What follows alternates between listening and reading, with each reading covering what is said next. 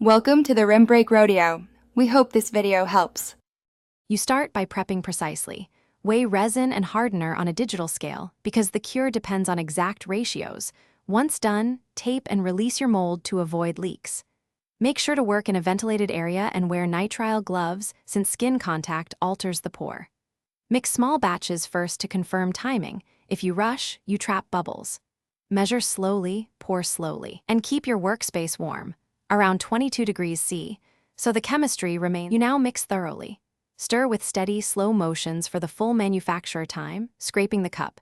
This ensures full polymerization.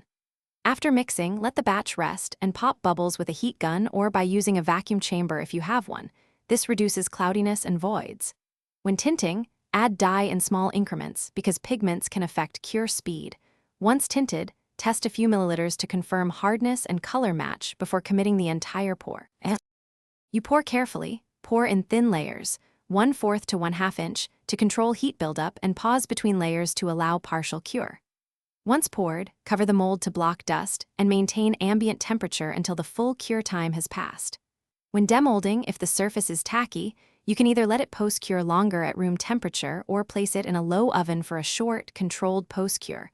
Only follow product guidance. If imperfections appear, sand wet. Then recoat with thin resin for a glossy finish. Thanks for watching.